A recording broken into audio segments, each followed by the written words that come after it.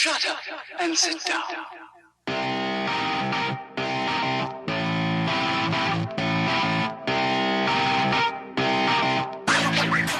People with know-it-all syndrome can be a real pain in the ass. I know everything about everything. Well, I was going around the curve making 90 miles an hour when the chain on my bicycle broke. Oh, I skinned all over by the rocks and the gravel and punctured to death by the spokes. Now you've heard of accidents with hot rods, motor cars, and airplanes, but the accident I had will take the cake. Well, my foot slipped off the pedal. Hi there, my minions. You are listening to the Dialed Podcast with Matt Legrand, Evan Price, Lance Hepler, and Jake Von Turing. You can now see these chuckleheads live stream this show on YouTube, or catch a replay on the Dialed Podcast YouTube channel. Arg, they just will not go away. I was going around the curve making 90 miles an hour when the chain on my bicycle broke. Lord, I skinned all over by the rocks and the gravel and punctured to death by the Wake me when the show starts. It's already been on a while. Wake me when it's over. Hi, and welcome to the Dialed Podcast. I'm Jake Von Duren. I'm here with Lance Hepler. Lance Romance coming at you from the studio here in Vancouver, Washington. Hey, Lance. Hi. To his right, very close right, Mr. Evan Price. I like our intro music now. That's very jazzy. I like it. And also, the only problem with us being live on YouTube now is that when I ask, what are we drinking today? There was a mystique, like a mystery to that before. So we should almost hide the drinks prior to that question. We're all drinking Kirkland because it was... always say Lance was drinking some sort of hard alcohol, and now... Yeah, now nobody's going to believe me. And now you can see, if I could just take, you see like there. And then I could just take it out and be like, see, we're drinking this. And that's all right. Matt, what are you drinking? Same thing as you guys. Beard looks... Kirkland. Oh, we're all drinking Kirkland even though Matt's sparkling not water. even here. Your beard even looks bushier than last Friday. Did you trim it to look? It does. It's looking like more gray than it did before. It's growing. It is. Every night is an extra foot long, and Code word, max headroom. Yeah. Man, that was fast. There. Yeah, I don't know what's going on with Matt's microphone. He's going to switch that over, but he's going to switch that right now so I can say, coming to us live over the interwebs, Mr. Matt Legrand. What's up, ladies and gentlemen of the internet? Nice. How do I sound? Better? Worse? Better, Same? Yeah, I don't know. At least it's not max headrooming, so it's all good. You sound great, man. Yeah. Must be that. All right, I'm unboxing for you guys. On air unboxing. What do you want? This is a bike computer. What bike computer? Oh. I don't have a good knife within reach, so I'm using scissors, which is not. If you stab yourself on live YouTube, we're gonna go viral if you stab yourself, Matt. No pressure, but go for it. Do it. This is have you ever heard of a bike computer company called Brighton, USA? I don't know. No. There's a Brighton, Anybody? Massachusetts. I think I've heard of it. Yeah, I've heard of it. Have you? Okay. They have 4 or 5 different bike computers. So I'm going to test one for the channel. Try these out. Nice. This is the 750. Yeah. As opposed we'll to check this out. Good times. Nice. Lance can do his intro while 5 minutes later, Matt's gonna have this unboxing. All right, backpedal boys. Lance, you raced this past weekend. You get to go because I don't think anybody else did. I did. I lined up and did some more racing this week. Nice. Last week we talked about I did this mountain bike race up in the Tacoma area. I raced won, the right? Cat 250. Wait, I did see. Oh, Little flex. I'm gonna flex. is that a what? Yeah, I'm No. putting on.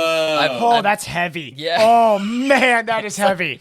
Made up. It is not. But look, it says I'm the Cat 250 Plus winner right on the back. Anyway, Printed. I'm gonna wear it. They give this to you a whole week later. They don't give it to you at the event. I don't know. That's their COVID rules. They can't have award ceremonies. I don't know. They just said, you know what? I bet you it's a pick way it to up. get them to get you to come back and race again. Yeah, it If probably you want is your medal, true. Come back and get it next It's week. not even a medal. It's a wood. It's a woodle. You won the woodle. wood. You won the woodle. Yeah. Anyway, the gold woodle. You could probably change that into a 1. You just get someone that's good with the Dremel. right. Yeah. Like Cat 1. Because it's more important what the actual medal says than the results on the website. So anyway, I did. Do you want to share your computer, Matt, before I go any further, embarrassing myself? This is what the box looks like. That looks a lot like a But Garmin. please do go on and embarrass yourself. It's what you'd rather have anyway, I'm sure. So this week's race was out in this place called Ancient Lakes. It's beautiful. It's in central Washington, not far from Ellensburg and Wenatchee, Washington. So right in the center part of Washington I know State. where Wenatchee is, yeah. It's in the middle of nowhere. That is the middle of nowhere. Yeah, it was literally like a 4.5-hour drive. That's for a me to beautiful part of the get state, there. though. Yeah, it was very pretty. The course, it was, I think I raced like 21 miles and very kind of difficult single track. Lots of big, huge lava rocks and God. tight corners and tight turns. And this week I decided to cat up and race the Cat 1. So you did finally succumb to I was seeing the pressure on social media on Lance to cat up. Winning is fun, but it was I shouldn't have won by that much. It was embarrassing. I was sandbagging. Yeah. Well, okay, but like Cat 2, I mean, if you're winning a Cat 2 race by that much, it's not like you would expect to be sandbagging a Cat 2 race, though. So yeah. Anyway, so I lined up with the Cat 1s. I took second. I'm proud of you, dude. Thank you. You were for sure sandbagging in Cat 2. No joke. Lance and I were having these conversations, and my sentiment is I would much rather finish in like the top 10 of a Cat 1 race or even top 5 of a Cat 1 race as opposed to like crushing everybody Crushing in a Cat 2. And you That's finish no joke second, racing. dude. There's so much more value to that than crushing everybody in the Cat 2s.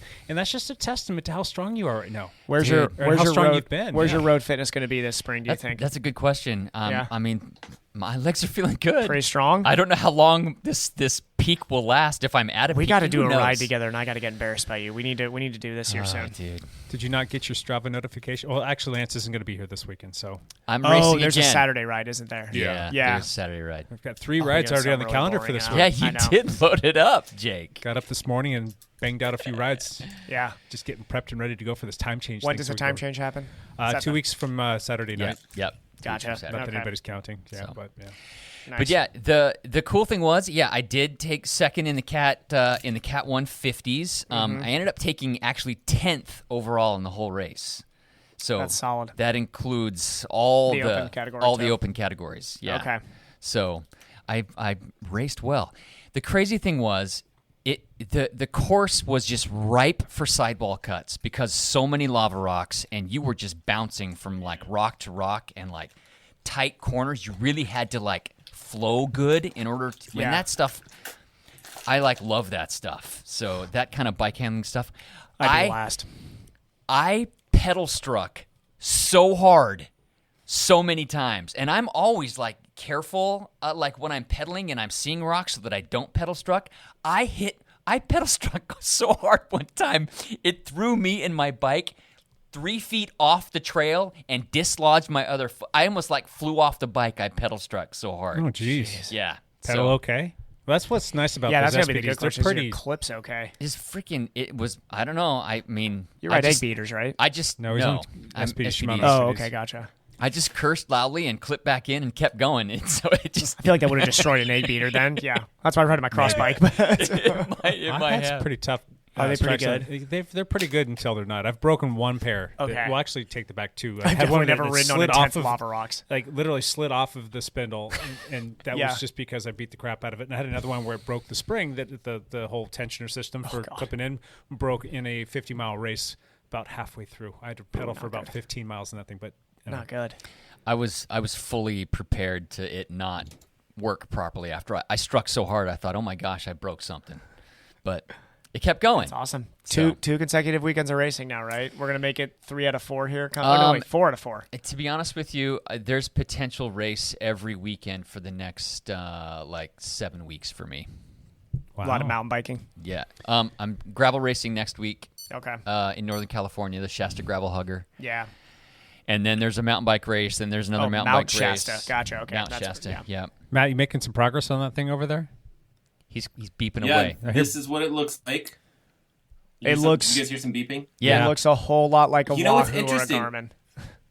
You know what's interesting is it comes with a heart rate monitor and a speed cadence monitor, or 2. I can't tell what all it comes with. Oh, wow. I'm thoroughly impressed that it comes with a lot of extra stuff, which I think is smart for them to do because these They heart gotta rate set monitors themselves probably aside. cost Yeah, right. They need to set themselves up, as someone different than Wahoo or Garmin, and it's like the heart rate monitor probably costs them $10 maximum to make, and it's like, hey, I get an extra heart rate monitor with this computer, and then the speed cadence. I don't know how much those things cost to make, but probably not much. So, I mean, hey, power to That's we'll very see. cool. It'll probably connect to the global positioning system that's in space and tell me how fast I go.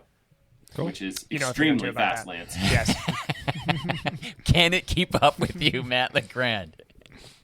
No. The other ride I want to talk about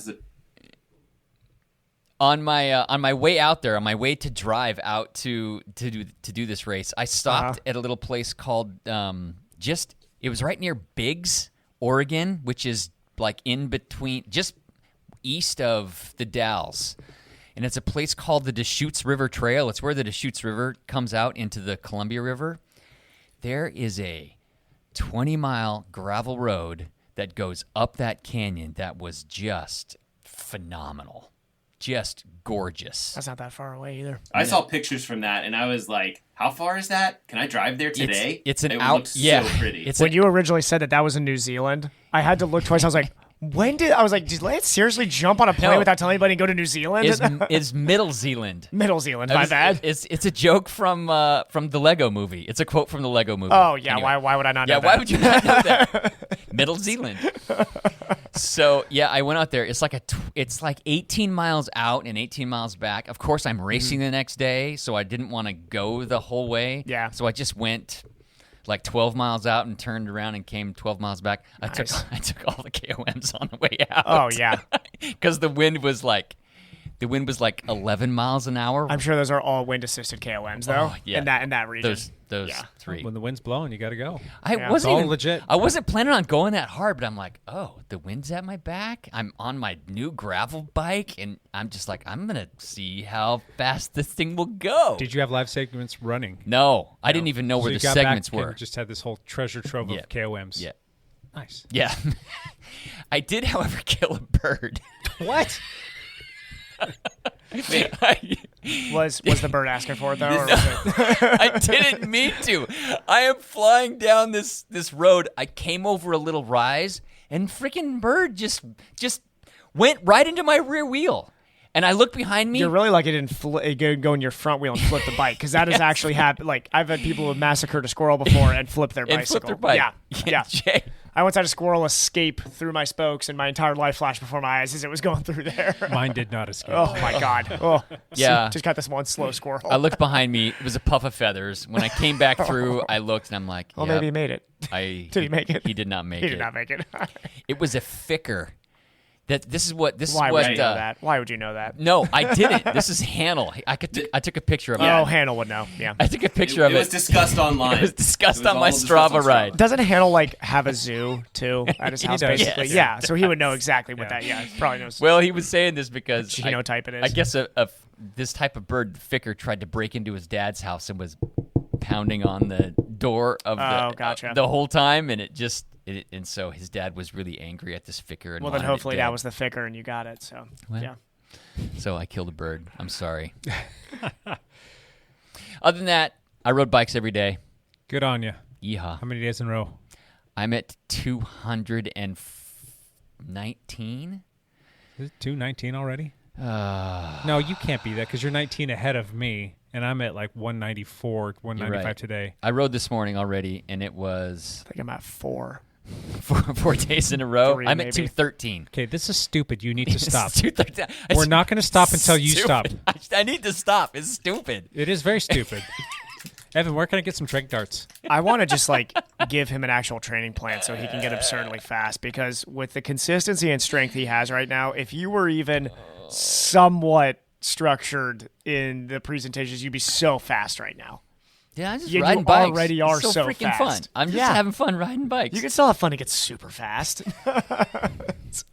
Take a day off and go do something fun for with your wife. 70s, man. You're going to be riding to your 110. So I wake up every day and I'm like, when am I going to fit my ride in today? Let me think. Awesome. How am I going to make this? Anyway, that's awesome. Yeah, let me check my calendar. Oh wait, there's nothing going on except for a ride. Let's go for a bike ride. Exactly. Evan, backpedal. Okay, I got about 2 minutes before I got to bump out and then bump back in late. So I'm gonna close and open. So I'm gonna do my back pedal as a stark comparison to the fun that Lance is having on bikes. On Saturday, I made millimeter adjustments to my time trial bike fit, and then took it out and tried to hang in the aero position for an hour, and then jumped out and ran the same route that I usually do on my tempo runs. And yeah, that was basically it. No, that sounds terrible. I know. But are you getting faster? You're actually doing it periodization style. I'm doing a lot of which is probably much smarter than what I'm doing. I am trying to be as fit as possible in 5 weeks, so that hopefully Texas 70.3 is going to be a very fast race for me. But remind us again when that race is. That is April 11th. It's coming up soon. In the state of Texas, just so outside of a month away. I know. I'm hoping it's going to happen here. Training's all coming together, but here's the problem with really when you really hone in on triathlon training, it is so boring. I would never like if somebody came up to me and they're like, I'm 26 and really would like to try and grab a pro card here, but I really just enjoy the sport. I'd be like, good, don't do it then, because you're gonna if you have a job on top of it, it's gonna become super not enjoyable for a second. Doesn't become fun. No, it's definitely not YouTube channel worthy of what you see out there. But yeah, outside of that, I am trying to plan some fun road bike rides, and I think I do want to try to race road at the end of May. Was that when that race is coming up, Jake? Those two in the same weekend? The Vance Creek race? Yeah. Was that the end of May? It's somewhere around there. They're Okay. like back-to-back weekends. I'd have to go double-check. Lance would know. I think he's registered for both of them. I'm registered not for Vance Creek. I'm on the waiting list. That is May 16th. Okay. There's a waiting list? Yes. Oh, wow. Yeah, they've filled the race, but they're taking a waiting list. Yep. Gotcha. Real quick, Lance, if you look on the monitor, there's a couple comments on YouTube for you. You can right, read folks. those and respond accordingly. out. Evan, maybe we'll see you in a little bit. Yep. Sounds like we'll jump back in at 3:30 if we're still on. Yep. Go have fun training those kids. Hey, I'll let you come back to that in just a second here, Lance. Matt, you want to backpedal for us? Sure. I have found myself slipping into a really good schedule. I think, actually it is large in part to Evan because he's kind of helping me schedule some stuff. Let's wait to say nice things about Evan until he leaves. Is he left? He's gone. He's out of the lab. He's out. Working with the Okay, kids. good. Yeah, I mean, he's got me on a very mild running schedule where I'm running 3 days a week, but it's like run 2 miles or run 3 miles and do some strides. It's very, very tame.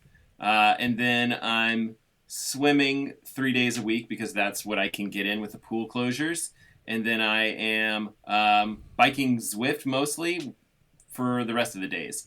Although I will say that this past weekend, Lance, I'm really taking a liking to your mountain bike.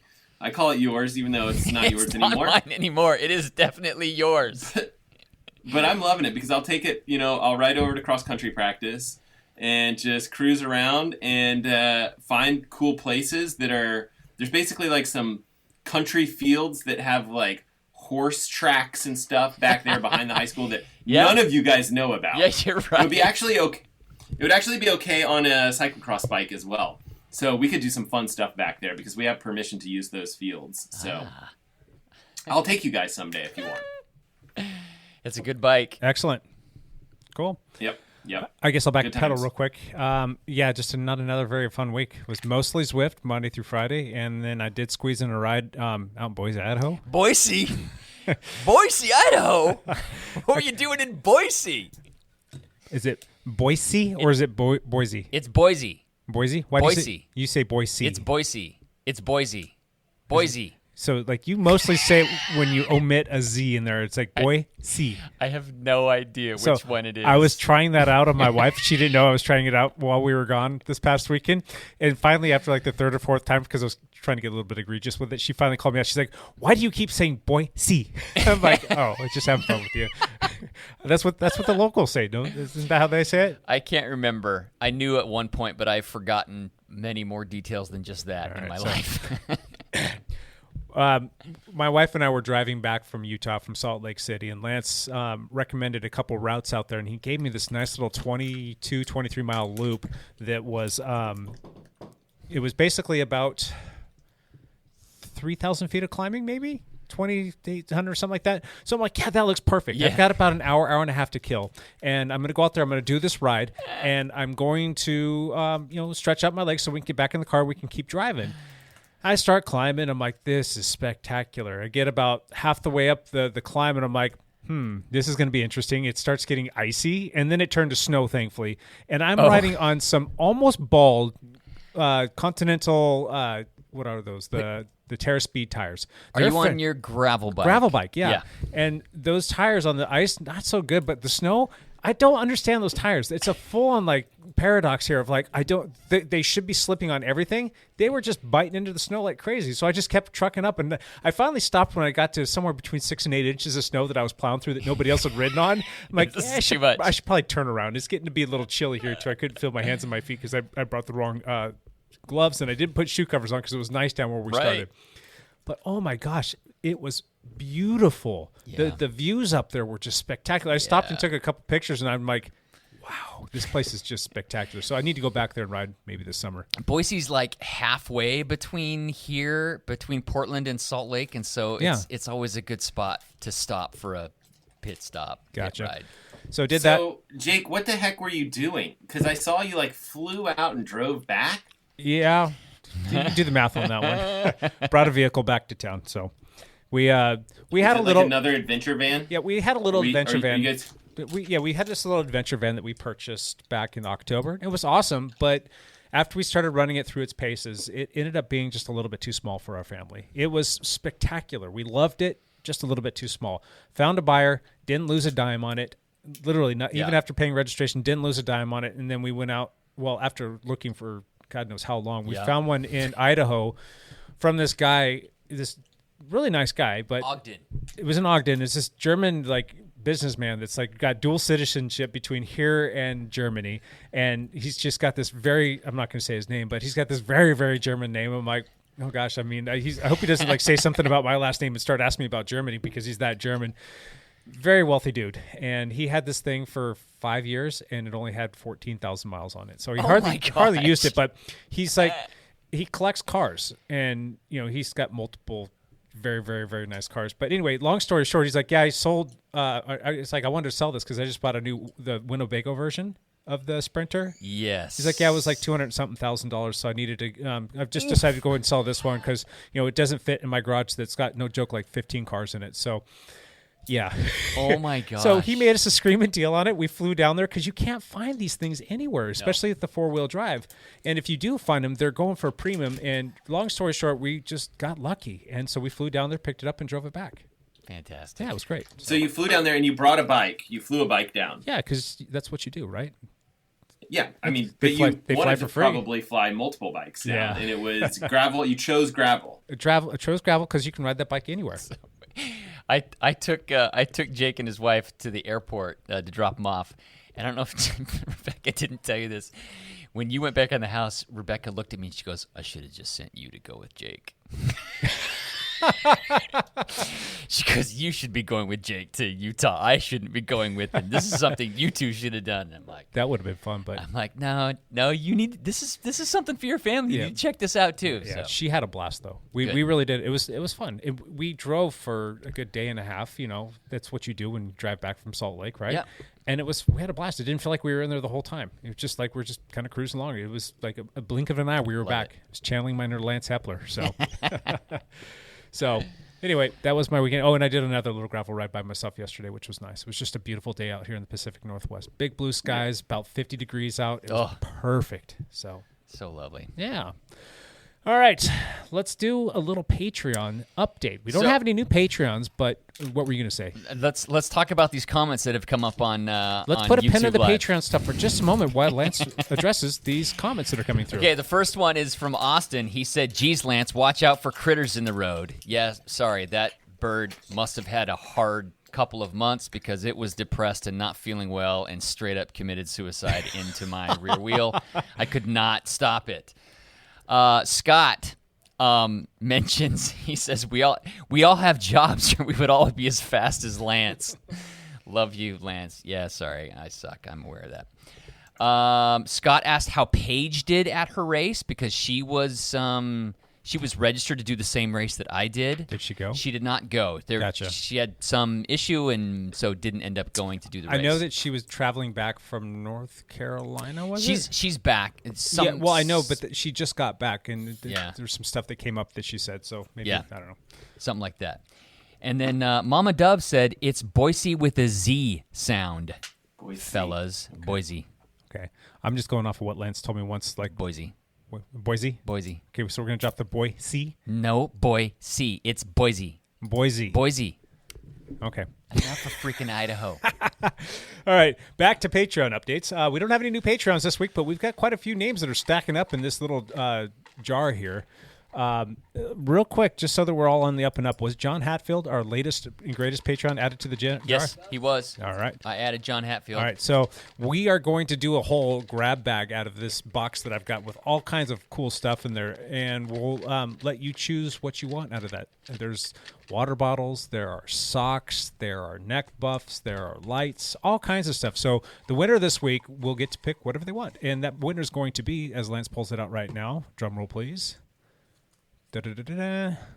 Champ Bailey. Gosh dang it. Draw again. Our own until Champ Bailey tells us who outs he themselves. actually is. Or she. Yep. We've got a Champ Bailey and the real Champ Bailey, our patrons. This person would be... You're kidding me. Look at that and tell me who it is. The real Champ Bailey. Gosh dang it. They're trying to take that away from Rob Buck, huh? All right. Drum roll for the third time's the charm drawing. This is very anticlimactic. Oh, Chris Hitchcock won again. Chris Hitchcock. He just won 2 weeks ago. Yeah, a couple weeks ago. 3 He weeks stopped ago. by the lab and he picked up his goodies, and he's... Guess what? He gets to come by again. Yeah. Because I'm not drawing another name because Champ Bailey won twice. Well, those were all legitimate. You shook it up. They're all folded up. We can't tell who anybody is. So, Chris Hitchcock, winner, chicken dinner. Thank you. All right, for those who are listening who would like to become a patron, you can go to dialedpodcast.com and you can click on the Patreon link right there. That will take you through to the Patreon page where you can choose a Patreon that works best for you. Stay tuned for some updates to the Patreon options here in the next couple weeks. I'm going to add a few new things and maybe try some other cool stuff to kind of give our patrons a little bit more bang for their buck and their support. So appreciate that. So cool. I like that. Yep. Anything else you want to add to that? No. No? Just a big thank you? Yes. All right. Big thank you. Cool. This is just me trying to stall real quick because I'm looking for Jake something. is stalling because he's looking for the right button to push. Yeah, dang it. Champ Bailey, There top it is. 5. I think he's in the top 5 discussion. I mean, I'm not just going to go out crazy Hall and of say top Famer? 3. Hall of Hall of Famer. Champ Bailey. Champ Bailey by Champ Bailey. Champ Bailey! Champ Bailey here. What's up, Champ? It's me. We have had the start of the Spring Classic season back in Europe. So this is kind of an exciting time in bike racing because these Spring Classics are all big one-day races. They're generally extremely difficult with very long and somewhere in Europe. Correct? Nice. Yes. So there were 2 races, one on Saturday, one on Sunday. Saturday's race is called the Omloop Het Nieuwsblad. I butchered it. And this race was actually won by David Ballerini from DeCunic Quickstep. Really? Yes. Jake is thrilled about that. It's kind of exciting. I believe Alaphilippe helped. I'm crisscrossing race memories at this moment. Evan was dropping all kinds of stuff on you that seemed it was backwards. Now he kind of He's causing got you to me question all- your he's got me yeah. all messed up. So Alaphilippe was there. He helped protect him and lead him out and whatever. And Ballerini won of Quickstep. Yippee! Yeah, so that's exciting. Sunday's race is called KBK, according to Evan, who has now stepped out to teach some class or something. He's teaching water aerobics. And underwater baby stacking, to purple-haired grandmas. Okay, no, that's not true. Kern,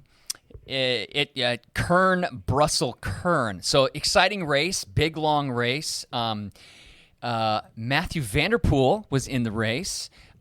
He wasn't really planning on going really strong. He initially went into the race saying, I'm just going to be there to work for my sprinter, but then he got in the break. Oh, wow.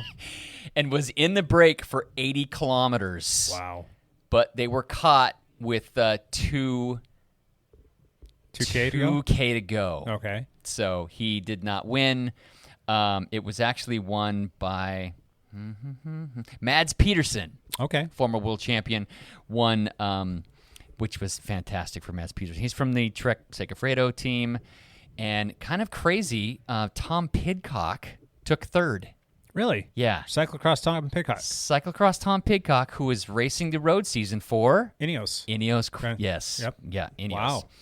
And anybody else notable from the Ineos team at that race that you know of off the top of your head, Lance? Champ? Ineos doesn't really focus on the classics. Do you think they just threw him out there to go get some race experience? I think so. Well, but he's like a cyclocross stud, so they're like classics are right down your alley. So I guess they threw him in there. Go catch that Vanderpool guy, right? Yeah. That's all I know. Champ Bailey out. Champ Bailey out. Are you sure? No. There was something that Evan sent us that I have now since forgotten. He did send it to me. We're on fire today, folks. We are not. Is it about the guy that rode across the Atlantic? Okay, thank you. What do you know about it, Matt? I don't know anything about it. Evan is supposed to be here. Evan's supposed to be here. Not rode as in like rode a bike, but rode, R-O-W-E-D. He rode a boat across the Atlantic. So this is endurance news from Evan Price. That does not surprise me one bit. He rode a boat across the Atlantic Ocean in 70 days. All the way across the Atlantic Ocean. Why? That's what I said. For 70 days? But people would say, why would you ride a bike for 213 days in a row? Because that's fun, because you get to do it for an hour or two each day, or maybe 3 or 4, depending upon the day. In the boat, what's he doing? Like, did they have like a boat that was there that he could get off and he could stop and take a nap and they would just anchor or something? What's going on? I don't know any details. This is from the mind of Evan Price. Yeah, it definitely 100% there. Sorry, Evan, we love you, but come on, man. But I'm confused. Very confused. All right. Champ Bailey out. Champ here. I'm all about having fun. You know, get a couple of cocktails in me, start a fire in someone's kitchen, maybe go to SeaWorld, take my pants off. Thanks, Champ. Appreciate that. Anything else you guys want to cover before we jump into our topic of the day? Bueller? It's all quiet on the triathlon front. You know, indoor track for running stuff, but you guys don't care about that. Is there anything that you need to chime in? Exciting. No. All right. No, nothing huge. How's cross country going, Matt? Oh, well, here in southern Washington, we've got cross country season in full swing. Even though it's normally a fall sport, we're doing it now for some odd reason. So the same thing with football. The same thing with football in the state of Washington. We're having football now, which is normally fall. Yeah, which is strange. Camas lost to Union. Thank goodness. Last weekend. Big loss right there. Yeah. What? Huh? Nothing. Lance, you are about to be in trouble, sir. Hey, my brother-in-law works at Union High School. I have to be a Union fan. Sorry, Matt. You don't. Yeah, no. there's an asterisk next to this. I'll get you some Camas gear. Okay. Awesome. Well, cool. Let's jump into our topic for the day. Today, the question is, are you a poorly behaved cyclist or triathlete? So we're going to kind of do this in a hot seat format. Oh, boy. Where we really haven't compared notes, but we're going to build a top 10 list of basically that we can compile to show you, to quantify whether or not you think you're possibly a bad or poorly behaved cyclist. What are you doing over the lunch? You're distracting me. I'm making notes to myself. Gotcha. I just came up with another topic. It just hit me, and so I wrote it down so I wouldn't forget it. Okay. So the question is, how many will we be at 10? Well, it's 10-ish. Will we get over 10? I don't know. But we're going to come up with this list that you have to ask yourself, am I a poorly behaved cyclist or triathlete? Lance, since you got a big, giant, growing list over there, why don't you go ahead and start us off? Okay. Okay, the first thing that comes to mind, if you're a poorly behaved cyclist, do you blow untimely snot rockets? That's poorly behaved. That can be poorly behaved. That's just being inconsiderate. So, yeah, that's a poor behavior for sure. Correct. I mean, usually when we're doing team rides, if you've got to blow a snot rocket, you wait until you rotate to the back. Or if there's no cars coming, you go all the way out to the center line or even further and you blow away from the team. People. Yeah. I've ridden with certain people that will just, no matter where they're at, they blow the snot rocket. If you're right behind them, you're going to get sprayed, and that sucks, especially in this day and age. You don't want that ever. If there's somebody right behind me and I need to do that, I like I put my arm and hand out kind of like a glove that's going to catch maybe like a snot block. It's a snot blocker. Catching like about 15% of it. Maybe catch a little. I guess this makes me a poorly behaved cyclist. You know this is all about me anyway. Awesome. Yeah, I think the same can be said about like spitting or just any kind of bodily fluids that are coming off you. Yeah. True. Go to the back. Yeah, go to the back. All right, Matt, what you got? Not taking care of your bike. Generally speaking, like we could make it more specific if we want to be like squeaky bike, squeaky brakes, things like that, But I was thinking more generally like just not taking care of your bike whatsoever as a poorly behaved triathlete or cyclist. Well, you're just burning money if you aren't taking care of it.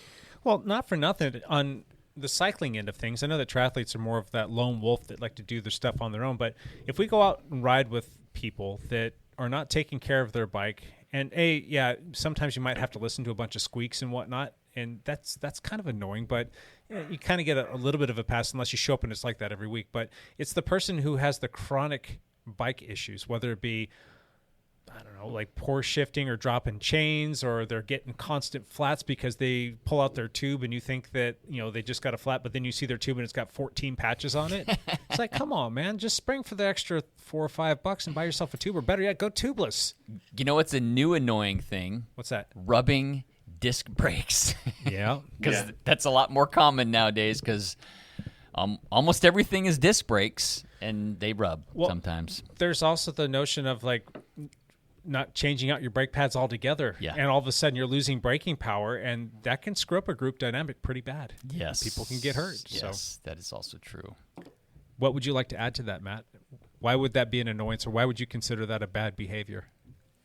Well, I mean, anytime you have a really squeaky bike, like I think of like the guy that, really isn't taking care of their chain, and you hear like the squeak all the time. Mm-hmm. Like we all are listening closely to our bikes because we're all kind of, sensitive to it. Like I'm thinking that this group here amongst us is thinking like, well, bikes really shouldn't make a ton of noise unless there's kind of a problem. And so you hear it on other people's bikes as well. And and you're like, if it's the same person every time, you're like, damn it, Evan, take care of your bike. I mean, I'm not calling Evan out, but he's not here. So he's not here. That's fun. I'm going to go the route of social media, and social media adjacent, in my opinion, is Strava. And there is the option of being a poorly behaved human being on there. Now, on the whole, I'm going to give kudos to the Strava community for being very well behaved. You will see some stuff here, some banter every now and then, but it's still a social media. And there's a lot of people that are just up to their eyeballs fed up with social media. We don't need to throw out specific social media platforms, but you know the drill. Yep.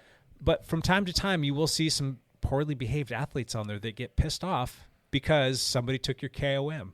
Yep. And then all of a sudden your ride's getting flagged, even though it was legitimate. So the person that's crazy. That gets upset because you stole their KOM, they call it their KOM, that they put in at the fastest time and they beat somebody else, which is perfectly fine. But the fact that you came along and took it from them and they get upset about that, or they think that you're targeting them, or they think that whatever, that person right there needs to, like, I don't know, they maybe need to go find a different platform to play on. That person kind of bugs me, but I've got a few. Would you call them like a Stravassal? Would you call him a Stravassal? Stravassal for sure. A Stravidiot or a Stravassal? Stravidiot. Yep. Oh, I'm sorry, Stravidiot. Yeah, let's know. Are there any videos where people can watch more about Stravidiots? There might be a video about Stravidiots that Jake made. Yeah. That Jake and Lance made. Just Jake. Jake made the video. I am merely the on-screen talent and target of being a Stravidiot. Yeah, that was a fun video. So I've got a few more, but that's going to be the first one that I think is a poorly behaved person. All right, Lance. Oh, okay. So I want to talk about this a little bit because there are times when you should legitimately flag somebody's ride. Yeah. What are those? Okay, I've actually witnessed somebody out at Vancouver Lake sitting behind a vehicle that was pulling them along at like 28, 29, 30 miles an hour, literally pulling this person. And so they're like motor pacing Exactly. They're practicing riding at speed, Yeah. but they're drafting a vehicle Yeah. or a Which is scooter or 100% something. fine if you want to do That's- that. Just that's don't post that's a it. training technique. Don't post it to Strava. But don't post it to Strava. Said person did this multiple times, posting it to Strava and like, look at my times. It's like, come on, don't do that. So that's worthy of being flagged. Oh, absolutely, 100%. Or if you know somebody sat on a truck or Yeah. or a van, that's worthy of being Yep. flagged. So I have one segment down in Southern California where there was a Santa Ana wind. I had a massive tailwind, and there was a lot of traffic that day.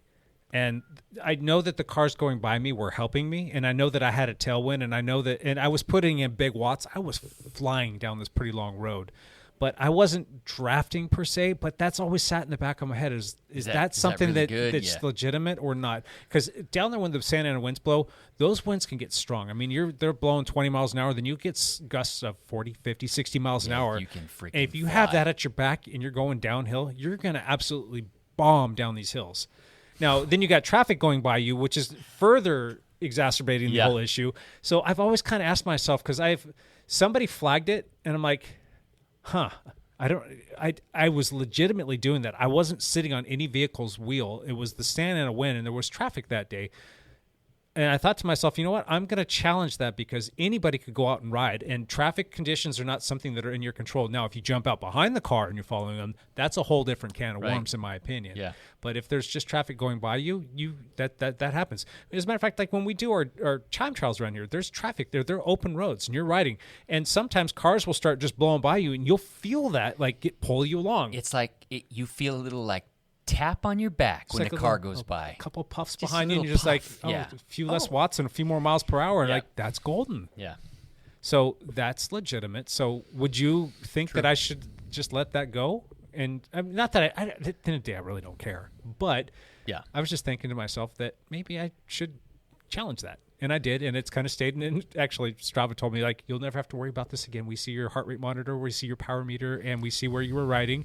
This is legitimate, and nobody can ever flag it again. I'm like, it can't be flagged again. yeah. Yeah. So just to the person down there that keeps flagging or was flagging it, just go find the right day, get it done. This last weekend, when I took all these KOMs up the Chutes River Trail, Yeah. There was a tailwind, but my average heart rate was like 172. It Yeah. wasn't like I was I wasn't just riding the wind. I was actually putting in some effort Yeah. to go fast. Yeah. So, yeah. Anyway, Anything else that you can think of that would be a flaggable offense that the person should be in the right for flagging you? yeah, if you witness it, if you Yeah. witness something that is like How bad, about a person, we'll say 40 plus miles an hour, not humanly possible for minutes upon minutes of time. dude, a solo person riding over 40 miles an hour on a flat segment that is not windy, that is suspect. I would say so for sure. Would you flag that, or would you think that's a flaggable offense? And if you did, would that person be in the right to get upset for you flagging them, especially if they didn't have a power meter running? Boy, you can see it both ways. Well- I could see it both ways. I could see where, yeah, this isn't legit. You're not going to go 40 miles an hour, by yourself on the flats without wind. That's really rare that somebody's going to be able to do that. Now, there are times though where there's wind, and I've seen solo people that'll put down that effort, and it's just because it's so wind assisted. But if it's not a windy day or it's just a breezy day, and you can go back and check these things, and that's sometimes stuff that I'll look at, because I lose KOMs all the time, and Sure.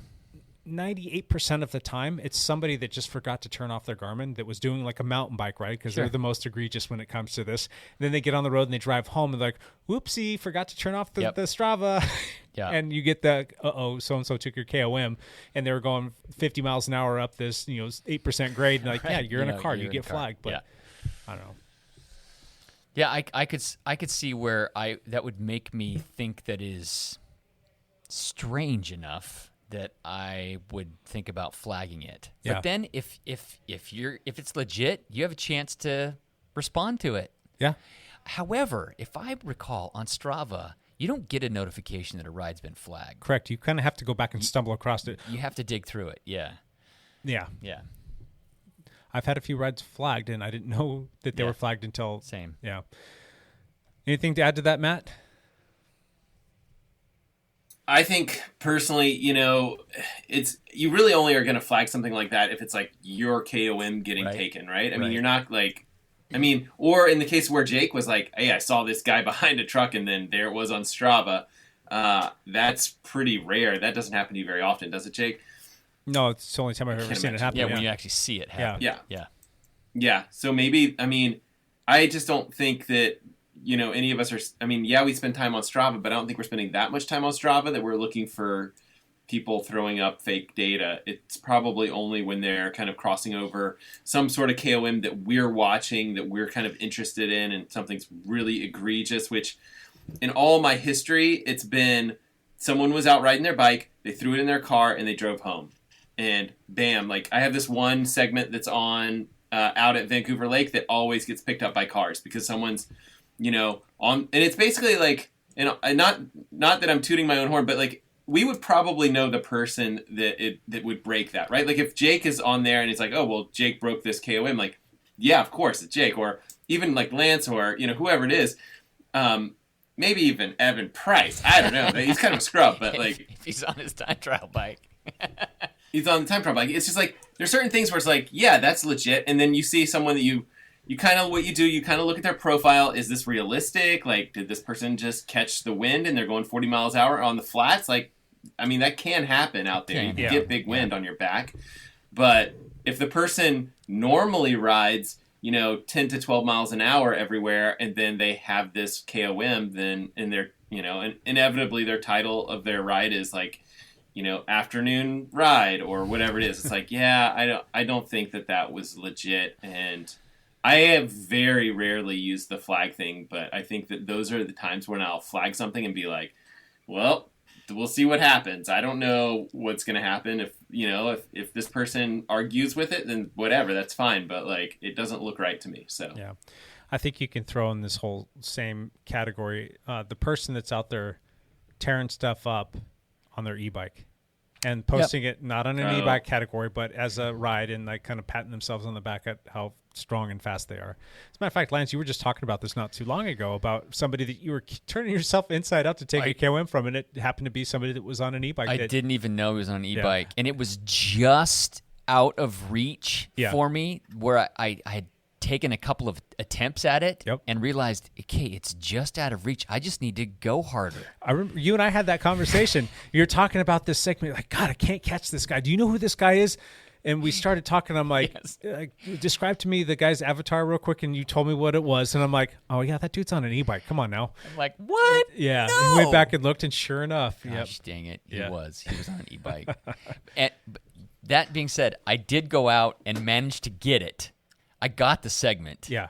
Even before I figured out that he was... It's just one of those things where the e-bikes, they tap out at a certain miles per hour, right? And it was just a grade where it was just... He just tapped out just enough, but it was still kind of within reach of a road bike if you really turn yourself inside out. Lance got it. Good job. Yeah. But you know what? That was a good training effect, right? Yeah, probably. And look at I'm wearing some blue ribbons just because of that. Your Woodle, yep. Yeah, my Woodle. Awesome. Lance, what's your next one? When you're out riding in a group and somebody doesn't hold their line, and that can be, I guess, I don't know if that's inexperience or if they just don't care or they don't realize how important it is when you're riding in a group to hold your line.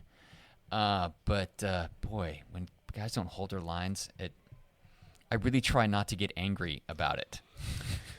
Yeah, there's also that guy. I mean, sometimes even when you're in a race and somebody just straight up takes your line and it's dangerous, that drives me nuts. And then there's that same guy that will show up like he feels like he's entitled to come in and ride with you right there and doesn't hold his line and all of a sudden almost takes you out. Yeah, it's a whole different ball game. Yeah, there's a psyche to some of these people where, it's your world or their world and you're just living in it, and sometimes that happens. But for the person that just doesn't know better, would you say that that's bad behavior? No, I wouldn't. If somebody just doesn't know better or they just don't have enough experience in riding a bike that they're comfortable or have gotten to the point where they can ride a straight line. It seems kind of, when you think about it, I'm riding a bike. I should be able to ride a straight line. It's harder than you think until you're going a certain speed. Yeah, and you're literally sitting 2 inches off somebody's wheel, Yeah. and everybody's in close proximity. Yeah. And I'd say that it would be a bad behavior if you give that person a little bit of verbal encouragement, not in a mean way, but just letting them, hey, no, can you try and hold your line or, correct whatever they're doing. If they make an attempt to correct that and they hear you and they try and assimilate that, then great. But it's the person that doesn't do that just kind of like gives you like a whatever, dude. Yeah. Right. That person. That's not good behavior. That's when the group dynamics need to change and the group needs to work together to drop said person. Somebody's getting dropped. Exactly. Have a nice ride home. Awesome. How about you, Matt? Okay. Next one on my list is okay. Well, I'll throw triathletes under the bus because that's fun. That sounds good. Riding in aero bars in a group ride. Yes. Not cool. Why is that bad, learn. Matt? I don't understand. It's so much You're faster. away from your brakes. Yes. You're away from your. Yeah, it is. It's faster. Less bike control. It's harder to hold your line. So True. Yeah, I'll kind of go back to that communication thing. It was the first year that I ever did the Seattle to Portland ride, and there was a guy that jumped on. Nobody knew him, and the guy could not hold his line to save his life. He would brake erratically inside the group, and it's like, all right, do it once, we'll correct you. Do it again, and then a third and a fourth and a fifth time. I'm going to have a severe problem with you, and he was that guy. And I told everybody else, I'm like, I can't have this guy around me anymore. He's going to hurt somebody. We worked together to kind of lose him. Yeah, whoopsie. Sorry, pal. Sorry we went 800 watts up this little rise. Yeah. So he was all over the place. It was bad stuff. Now, Matt, when you and I first started riding together, the bulk of your rides you did on the TT bike, but Matt is super predictable, super conscious of bad situations potentially happening, and he just knows how to ride that bike extremely well, and he's fast. I don't have a problem with. It's weird because like I say, aero bars in a group. What I really mean is like you're in the front of the group down in your bars or whatever. Like if you want to do. I think you have to feel the group. I think if I was to show up to a group ride where I didn't know the group that well, I would not show up with my aero bike. I would show up with a road bike or something like that. If I was to show up like with Jake and I'm like, hey, I know Jake, we go ride all the time. Like I'm going to pick whatever bike that I need to pick for that particular training day. Might be my aero bike or whatever. And I might even need to spend some time in the TT bars. And I'm just going to communicate that like, hey, I need to do this block over here. I need to do whatever the workout is, like 4 by 10 minutes in the aero bars. I would probably just communicate that to you. Like, I need to be in the bars for this particular point in time. And I'm not going to do it when I'm in between like 3 people. Like that's like, I'm not getting down in the bars when I'm trying to kind of like work with or inside of a group of people, because I go down, you're taking down the person behind you. And I think that's the big thing that we all fear is the group dynamics that way. So sure. I think we've all been in situations where that has happened. Yep. In a group ride where one guy goes down and it takes down the 3 guys behind him. Yep. Yeah. Sucks. All right. The next one from yours truly would be back in Strava land. The person who is finding it necessary to manipulate their data so that they can get themselves a few more KOMs. Yeah, how do you do that? I don't know how you do it, but I know it can be done, and I know people who have done it, and I know people who have been very, very severely pissed off because they lost KOMs to this person. Called said person out, and it was a big scuttlebutt. So really? Yeah. Wait, so you're saying like they're going to take their data file, and then adjust it? Yeah. And then upload it? Correct. Are you calling me out? Matt, you're the only one smart enough on this screen now to do that. Oh, I could totally do that. I've always thought like, it would be fun to write some programs to do all these fun things to cheat, but I have not done that. Just the for only thing I've funny. done, just to be funny. Yeah, I should do it. Actually, it would be fun to like snag some of your KOMs, Lance. Yeah, that would be funny. If I was going to pick on someone, it would probably be one of you guys. It'd be me and Jake.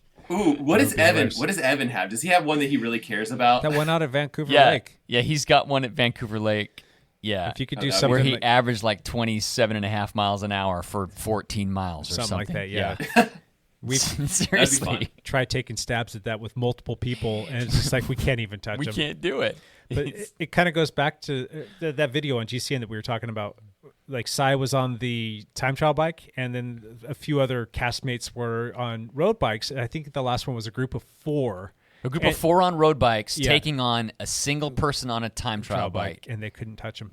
Cy still beat him. Wow. Now, the group of 4, they dropped one of the guys pretty early, and so it really was only like 3 guys. But still, they were working hard. Couldn't do it. I think he still beat him by, I'm just guessing here, but I think it was something like 20 or 30 seconds. All by himself. All by himself. Yeah, that's just the difference between a road bike and a time trial bike. Slippery. Yep. That's why you triathletes are so damn fast.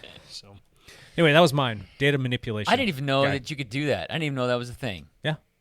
I can't remember the name of the program or the app or the website that the person was using, but people called him out, and he denied. And people started showing him facts, and they were digging into the data. It was just a big scuttlebutt. And I just kind of sat on the sidelines of like, who needs to seriously go into one of these websites just to give themselves a KOM? I'm like, what really matters is a road race. And that person shows up to a road race and gets their backside handed to them, or a mountain bike race or any kind of race. That's where you prove yourself. There's no hiding on the race course. Yeah. So I think it's funny. I mean, I love Strava. I think it's great. I think it's fun to go out there and play, and I think everybody should like treat it accordingly. Like it's just a game. But at the same time, like there's some of these efforts that I totally respect, and there's some of these segments that I totally respect where you're not going to get wind assistance. You're not going to get, well, maybe you can have a car helping you out a little bit, but or it's a circle, or it's an out and back where you're not going to. There are definitely segments that are more coveted. I'm not talking about the segment that's like 7 seconds long through this section between these 2 stops. No. I don't care about that, but there's some out there that are pretty legit, and I have a lot of respect for those, and I have a lot of respect for the people that have the KOMs on those. Yeah. There's some big efforts. Absolutely. So don't mess with those. What's your next one, Lance? I'm out already. You're out? I thought you had this massive list. Yeah, a massive list of 3, and you stole one of mine. Which one did I steal? When it's appropriate to flag another rider. All right. Obviously, we're too focused on Strava. I'm a Stravaholic, and it's a little bit. My name's Lance Hepler, and I'm a Stravaholic. Would you be sitting on 200-something days of consecutive riding if there were no such thing as Strava? No. Nobody was looking? You know, it's dumb. I get out on a ride, and all I think about is, I wonder if I'll be the fastest one on this segment today. Oh, I wonder who else rode this segment today. Maybe I should make... Oh, this is dumb. It's so dumb. But it's like, it's my life purpose at the moment. But it keeps you fit. It keeps you challenged. It gives you purpose when you're on your rides. Yeah. You will build your training program sometimes around a segment that you can go out and try and attack. Sometimes. There's nothing wrong with that. When I went out to the Deschutes River Trail, I only looked at there was one 11-mile segment. And I knew that it was roughly 11 miles, and it was on the way out on this gravel road. And so I got a mile into it and realized, oh, the wind's at my back. I'll just go hard for the next 10 miles. Let me just go hard for the next 10 miles and just see what happens. Awesome. Matt, do you have any more? That was the day before a race, wasn't it, Lance? Yeah, it was totally dumb. You know what? It was the day before the race. I rode the wind all the way out there, and then I had to turn around and ride into the wind back. Yeah. So I averaged like 12 and a half miles an hour coming all the way back. And then I got in my car, drove for 2 more hours to where the race was held, which is going to be held the next day at sunset. And I rode the whole course. Yep. I did the course, man. I did a whole lap preview of the course, and it was a 13-mile lap, which was not easy. And, man, I'm super glad I actually pre-rode the course because I knew what was coming, where the tight turns were, where the difficult spots were. There were a couple of black diamond sections on this course. It wasn't your normal just cross-country race course where it's mostly flat with a couple little climbs. There were some hairball sketchy downhills and a 26% sustained climb. Wow. Yeah. Matter of fact, on the pre-ride, I lost traction and had to walk it. Really? Yes. Wow. I had to walk up the climb. And so during the race, all I could think about was stay on your bike, keep your momentum going, keep the traction, so that I didn't end up falling off the bike and have to walk up it, because I guarantee you people had to walk up it. Yeah. So tell me about the course again. It was how many miles? There was a 8-mile loop. There was a 13-mile loop and an 8-mile loop. Okay, so you did the 13-mile loop twice? I did the Cat 1s did the 13-mile loop and the 8-mile loop. The Cat 2s did the 8-mile loop twice. Okay, gotcha. And the 8-mile loop didn't include the the Black Diamond stuff. Yeah. Yeah. Crazy. So, yeah. Cool. So, Matt, what was your next one? Here's my last one before I've got to take off to cross country practice. How about people that litter when they're out biking or running? Yeah. Does that not just drive you crazy? Yes. Littering, like they take like their bar or whatever, they eat their bar and they toss the wrapper. Like, you're killing me. I just shove them, like, if I don't get it in my pocket, I shove it like up my shorts. That sounds bad. Yeah. I just shove it like up my leg, up my like. But that's like that's a biker extra pocket, right? Like anything in the thigh area, like that little, that's like everyone else's extra pocket. I think we all do that. I even, when I'm walking around the house and I have bike stuff on, I use my phone, like my phone's half like up there half the time. Right. And my kids are like, "Why is your phone up your leg like that?" I'm like, "This is where I put stuff." I know I'm not alone. No. I know you guys do the same thing. You're absolutely right. That's a good one. I think that's probably pretty high on the list, to be honest with you. You see that kind of often every time. Littering. Yeah. Yeah. Like, don't do that. Littering. Not cool.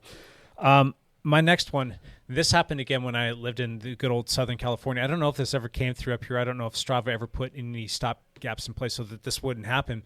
But there was a guy who found it necessary to go to all of the big parks. He wrote all the different segments and whatnot, and then when he was done, he would go back and he would flag every single segment as hazardous. So all of the leaderboards would be erased, and literally you would go and do a ride that maybe had like 100 segments, and it was zero. He'd flag every segment. Yeah, and he went to all of the big mountain bike parks, and he flagged everything. Oh, okay. What?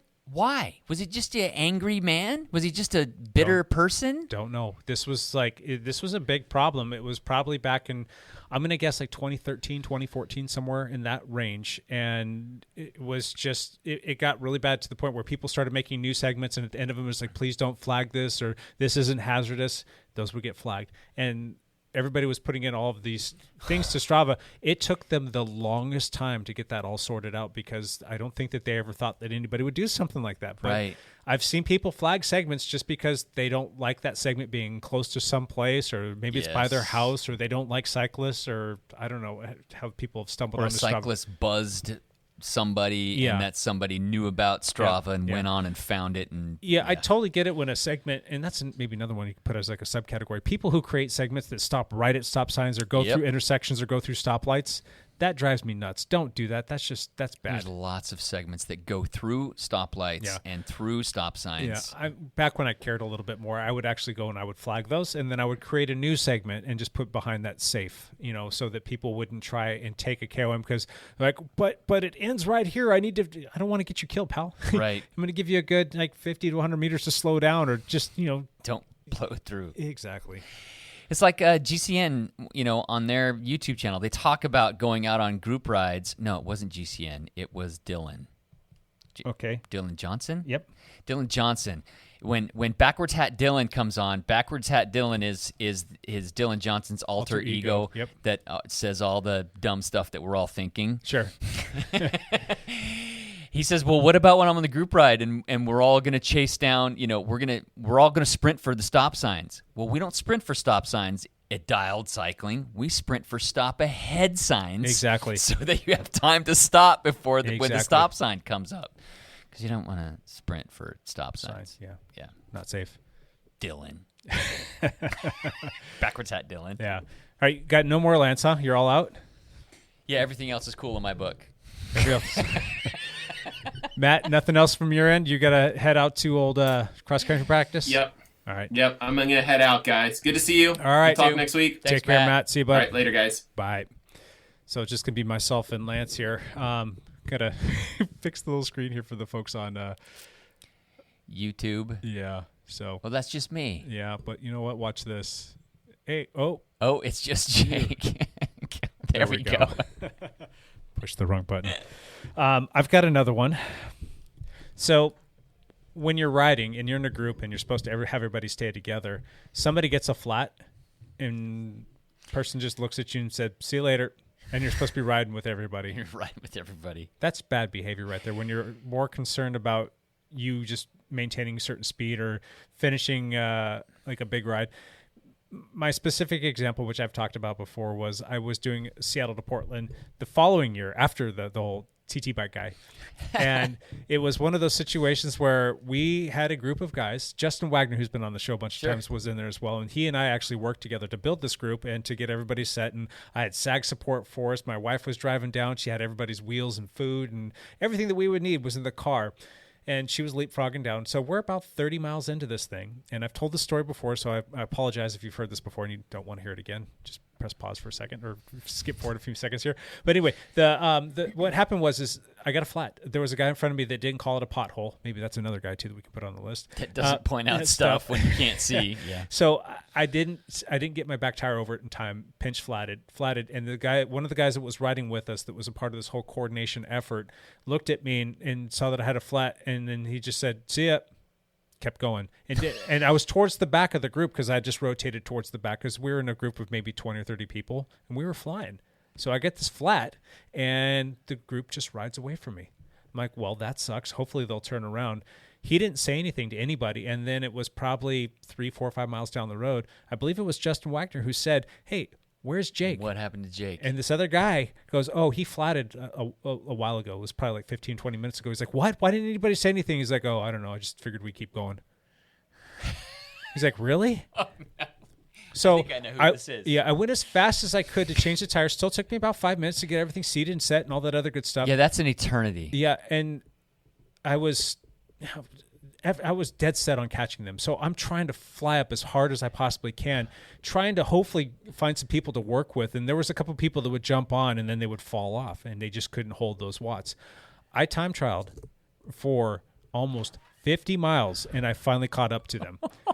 So I catch up to them, and I look over, and I'm like, "Hey, dude, what's up? What gives?" Well, the only reason why I caught them was there was another person in the group who got a flat, so they decided to... They stopped for that guy. They stopped for that guy, and I caught up to him, and I'm like, "What happened?" He's like, "Oh, sorry."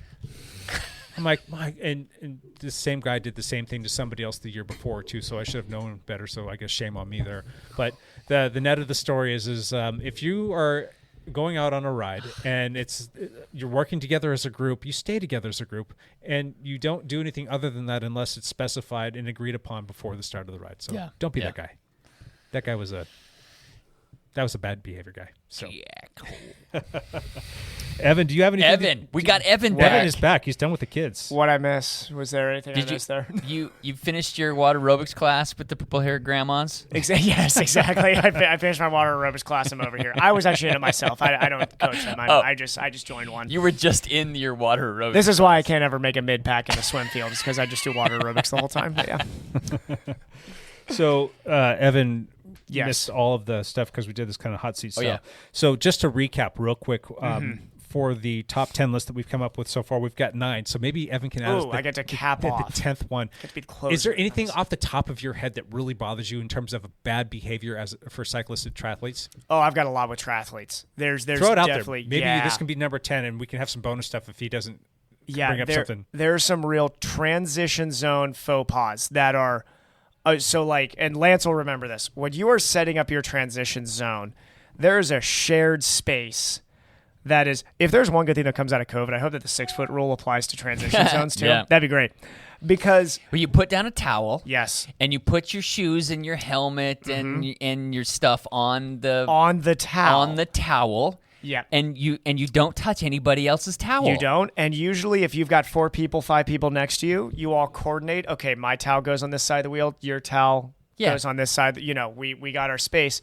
You get the guy who runs in 5 minutes before transition closes. Right. Throws his towel and his, like bag from the hotel basically on there too, and his road bike too, just in case, and a unicycle maybe, and then just screws the entire system. And just I've seen this happen too. As I'm walking out to the swim start, a guy will like bump into somebody else's bike, like knock it off the rack, and then just like leave it. What? And just walk away. I did see a guy do this once. Yeah.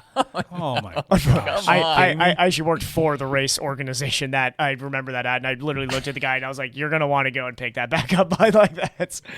But yeah, that's have you ever biggest triathlon. So you've got the rack, you got the little A-frame rack with the Yep. crossbar, and you got your saddle hooked up under there. Then there's a designated spot where everybody kind of agrees to put the towels down. Have you ever? And let's say it's kind of full. Has anybody ever come in and like kind of parted the seas and pushed things over and just hammered those things right in there? So usually you have a number that assigns you to a space. Gotcha. But not always, because in local, and you've probably seen in local races, no. Usually it's kind of a find your spot thing. Yeah. Mm-hmm. Or they give you a row, which I like. So it's like, hey, you're row C. Mm-hmm. That's where you get that happening. I have seen, and there are people that, I mean, they will like, I always like to have the end of the rack. Right. So I will run the least amount. I will shove myself to the end of the rack, and I'll even shrink my space if I can get to the end of the rack. I've had people move my bike from there, scoot it over, and then fit theirs, and like watch them do it. I'm like, really, we're gonna do this right now.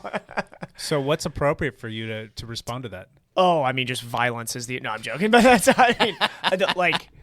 that's the triathlon world is so sometimes like you really want to be friends with it. It's a little different from the road racing cycling world where could you imagine in a road race if there was like our team had like their rack up and like some jackwagon came over and like knocked over somebody's bike and placed theirs there, like there would be firm words in the road race. In the triathlon world, it would be like something passive aggressive, like, "Oh man, there's not much space around here, is there? I see a spot right over there," and that'd probably be about as far as it would go. But no, I was a road racer before I was a triathlete. That's a good one. We didn't cover that. We wanted some triathlon specific stuff, so that gets us to 10. We hit our mark. We hit our quota. Any bonus items that you can bring up for us, Evan? Did you guys already talk about guys who me and David were talking about this, and even though David disagrees with me, guys in the cycling world who wear pro cycling kits and don't happen to be on that team? That's a faux pas. I don't know if that's a bad behavior. We didn't talk about that. Oh God, I'd even put that down as a bad behavior just when it comes to dress. Yeah. Yeah. What else? We didn't talk about that. So the ones that we went through so far is the snot rockets. So you're blowing snot rockets, and you're like, you got people behind it. You just don't do it. Yeah. No, Lance doesn't. He thinks that it's his cupping hand that catches about 10% I go like of it. this and cut and catch all my own snot. That's disgusting. Yeah, it's not true. Not taking care of your bike, causing you to have breakdowns, that's noise issues, just multiple flat tires. Yeah, that was Cassie, not me. So that teeters. There's some stuff that teeters on there. If it's a one-time thing, that's not necessarily bad behavior. That's just bad luck. But if you're the perpetual guy that comes out that's always getting in the flat, that pulls out the tire and it's got anybody got a CO2? Yeah. Or bad. Oh God, that has been me. Who's got a tube? Anybody got a tube? Been me. Here? No, okay. I usually have the two tubes, but the CO2 is my thing where I'll take a CO2 out. I did this once on a ride, and I used the CO2. And it's still in It was your already bag. used. It was in the bag. I was like, what was I even thinking? Like, okay. Jake and I made a YouTube video about essential things you should take with you road biking, and I brought a full CO2. I brought in. I just took my saddlebag right off the bike and brought it in. Yeah, it had a used CO2. It had a used CO2 in it. I blew it. That's bad behavior. That is poor behavior. Yeah. So whenever I use stuff, like whether it be a tube, CO2, or anything that's disposable that's now done and dispensed, I never put that back in my saddlebag. It goes in my jersey pocket. Smart. I used to do that with flats too. Like if I have a flat tube, I just put it in the back. That's jersey exactly pocket. where I put that. Yeah. And then I generally, as a rule of thumb, don't patch my tubes. I probably could. There's some stuff where it's just, I don't use tubes anymore anyway. But if in the past, if I had just like a tiny little pinhole prick, I mean, you could definitely put a patch on that. I just didn't want to run into a situation where there's a slow leak, or maybe it flats again, or the patch fails, and all of a sudden the group's having to pull over for me because I just don't. the perpetual bad habit Right. of like not taking care of your stuff or being so cheap that it's at a cost detriment to the group that you're riding with. If you want to deal with that on your own dime, that's fine. If your own dime and time is like that's what you want to do, so be it. But if you want to come out and do group rides and you don't want the group to leave you, have good stuff. Well, something else just came up. I just thought of this. Bonus question? Yeah. Awesome. Not bonus question, but bonus type. Is it bad behavior to roll up on somebody and just draft him without saying anything? Yes, absolutely. You need to at least say something. Because this happens to me. Not People a lot. do it to you, or you do it to people? People do it to me. No, you need to say something. Say, hey, anything. Usually, if That's so socially awkward. It's like, I'm out riding by myself. I see somebody else riding by myself, and I pass them, and then they sprint to jump on. Yeah. Okay. I'm cool about it. Oftentimes, I'll laugh and joke as I'm going by. I'm like, jump on, good luck, Yeah. And then if they jump on, super, sit back there and go. But when they Sneak up on you? they sneak up on me or don't say anything. Yeah, because you don't even know they're back. I mean, like, if you go to Yeah. do anything suddenly, Right. and you haven't noticed that they're back there, yeah, that's just weird. Tell me this: for the times that you've had that happen, and you see the person's back there, they didn't announce themselves, but they're sitting there sucking your wheel for a few minutes. Every one of us at this table, I know, will all of a sudden start to turn up the watts a little bit. I might ramp it up just a little bit. And a little bit more, and a little bit And a more. little Like, bit all right, where's more. their snapping point? Yeah, a little bit more. I just saw Dove's comment from a while ago. What was the, Oh, we were talking about Boise. Voice of the Z sound. Yeah, it's Boise, isn't it? No. Oh, Oh, that's it's not it? Is That's it Boise wrong. with a Z? It's Boise. Oh, I apologize, It's Dove. pronounced Boise, according to Boise. Dove. Yeah. Boise. Boys E. Not Boise. Boise. It's not Boise. Boise does sound wrong. That People sounds are wrong. like, stop saying that I know, word. yeah. Love you, It's like Idaho. nails on a chalkboard. So yeah, I think that you should announce yourself. And I Unannounced think drafters. You should put that in the same bucket of the people that don't wave. I mean, just say hi. It's a cycling Yes. community. We're good people. I don't know too many cyclists who are not great, exceptional people. Take a second to get to know them. Yeah. Yeah. Absolutely. I did have a cyclist tell me once, though, that he doesn't wave at triathletes. What? Because he doesn't consider them cyclists. Dude, I He wave was firm on that. too. anybody on a bike. Some homeless dude wearing a backwards hat on wave to on him. a Yeah, beater. I still wave at them too.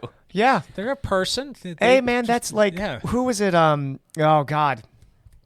The Colombian, very good professional cyclist who had the rural guy ride up on him on like a cruiser. Oh, it was Rigoberto Urán. Yeah, Rigoberto Urán. Yeah.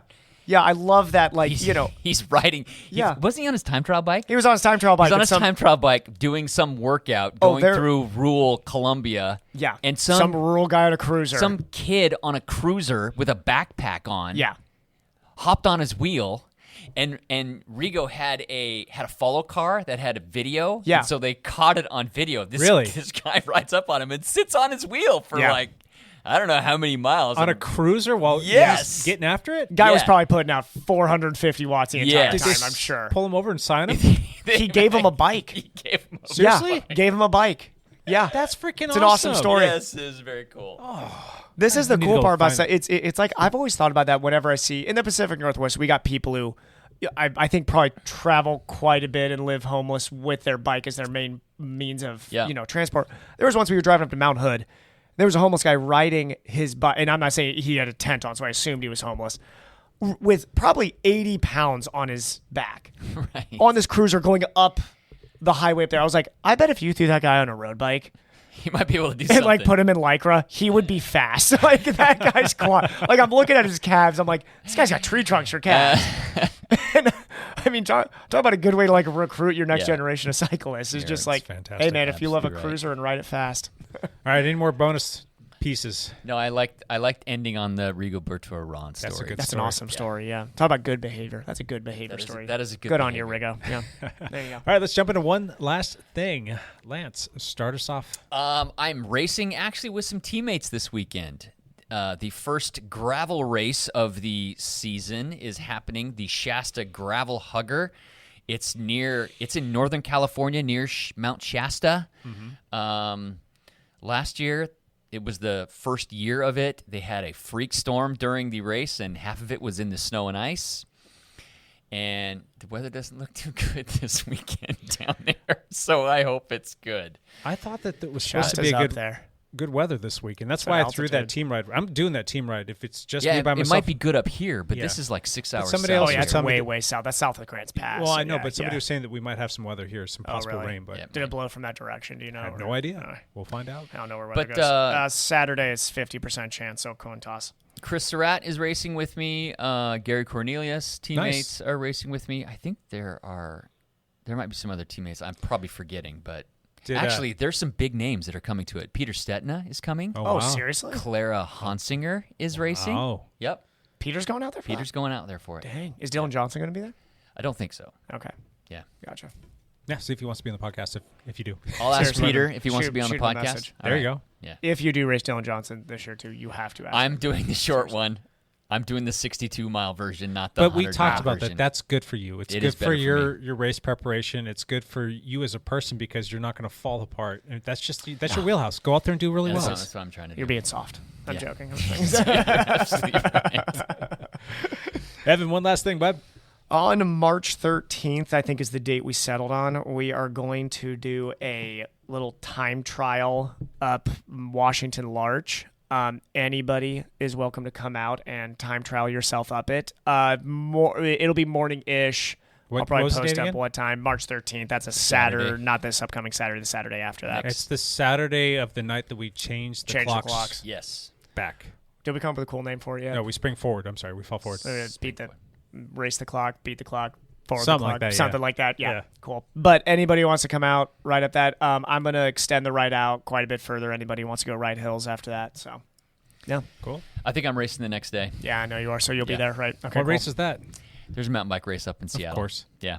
So Lance is coming, so I can blow all of his matches on every hill between Camas and Washougal. Well, like the 50-year-olds I raced there this weekend, they're like, dude, we're super happy to have you here. Make sure you come up and get to the rest of these races. And I'm like, well, actually, mountain bike races start in Oregon in a couple weeks. I'm going to be doing those. And I'm like, oh, you can race there on Saturday and up here on Sunday. Anyway, we'll see. It's a lot Guess of driving. what Lance is going to be doing? Driving on a Saturday-Sunday combo, though. Lance doesn't care. That's like, 10 hours of driving, though, it could be, right? From Seattle to Central Oregon? Yeah. That means you're going to... What time's the race going to end? You're going to be... I'm trying not to double up Your on whoop weekends. is going to not like you very much. Oh, no. I know. That's the crazy thing. Yeah. I way overdid it yesterday, and Yeah. I had an awesome recovery this morning. Go figure. Nice. So I slept well. I saunaed last night. I ate well. I guess I just had a good all-around vibe. Yeah. That's good. So that's it. Awesome. Oh, I one last thing again. That was I two overtook last things. your. That was three last things. Jake. What, you took over? Oh, you took Only over one. Evans? Took Evans. Gotcha. Yeah. What was Matt's? He left. Yeah. His one last thing is I got to go to. I got to go to cross country yeah. practice. I think they have a race on Wednesday. That's his last thing. Gotcha. My one last things is today is my 6-year anniversary of landing in the Great Pacific Northwest in this little town called Camas, Washington. And all our lives were changed. 6 years. That 6 was years ago today. 2015. Yeah. Nice. Yeah, so that was when I moved here, and I generally like to do a ride. So I'm looking outside right now because we started a little bit late today, and I was going to try and get out of here a little early, but I think I've got enough time, enough light to get out there. It was sunny this morning. It's a little cloudy now, but it's like 55 degrees. It's like beautiful. Yeah, Go. Yeah, I think I might do that. So, and the other one last thing that I'm going to do for the lab team stuff here, the dialed stuff, is that we've got 3 things on the calendar this week for Strava. Invites for you, if you will. The first one's going to be Tuesday night, which those of you on the YouTubes that see this before it comes out on Wednesday. You'll already miss it. Yeah. Well, you can still kind of catch this, but tomorrow night will be our second to last Zwift ride for the season, for the trainer season. Scheduled ride, that is. We might have some more that pop up if we get some bad weather and still want to maintain some training. So that will be the second to last one. So if you're hearing this for the first time on the podcast, it comes out on Wednesday, the following week will be the last one. If you want to join us, just go to the Dialed Cycling group on Strava to get the invites for that. On Wednesday, we're going to do a night gravel ride. Very fun. This will be the third one we have done this winter, which I would have wanted to do more, but the weather just had never really cooperated too much. So we're going to get out. It's supposed to be semi-warm. It's going to be not cloudy, and we should go out there and have a good time. I should be there for that. Oh, you know what? I forgot to tell you. That 46 tooth on that drivetrain. Yeah. Spectacular. Yes, it was a good call. It plugged that little hole that I was having between those two gear ratios. I think you went to 42 up to a 46. No, I went from 42 to 46. Yeah, exactly. And that solved the problem. And I did my little speed test going downhill, and I was comfortably pedaling at 35 miles an hour, whereas before my cadence was pretty high. Yeah. And I probably, because I didn't want to do this into the wind, because I was going into the wind, I didn't want to kill myself right at the beginning of the ride. I probably could have easily pedaled up to 37, 38, 39 miles an hour. So that right there was the trick. Now, you lose a little bit on some of the steep stuff, and I only have a 50 tooth. That sounds huge, and it is huge. Lance has a 52 I have a on 52 his. on mine. You lose a little bit there, but I didn't notice it to be too egregious. When I was out in Boise doing that ride, there was pretty steep sections in there, and I looked down, I'm like, all right, I'm using that big ring because I was riding through snow and stuff like that, but I'm not killing myself. My watts were 320, something like that, and it wasn't for super long periods of time, but that was sustainable for me. So thank you, Chris Surratt, for that recommendation, and thank you for helping me set that up, Lance. More of that will come out. Jake and I are making a video about our gravel bikes, a review of the BMC Oars. Yep. And we'll talk all about. Got a bunch of video on. Yeah, on we got some video. Yeah. So I guess that'll be one of the last things that come out is we'll have a video out very soon on the BMC Oars. Yep. And then the last ride that we have coming up is going to be this coming Saturday. We will be doing an open training ride. So folks that are interested, that are here local, if you want to come out and ride with the team, we are going to do an open team ride. And just do note that we're going to be keeping a pretty solid pace on this, and we will have a couple regroups, but if you get severely dropped, make sure that you have your Strava set up so that you've got some route directions on it. That's it. That's all my last stuff. Anything else? I think that's good. Negative. Cool. All right. We really appreciate everybody listening and watching on the YouTubes and the interwebs. We will be back for more Dialed Podcast next week. Until then, we thank you for watching, and bye for now.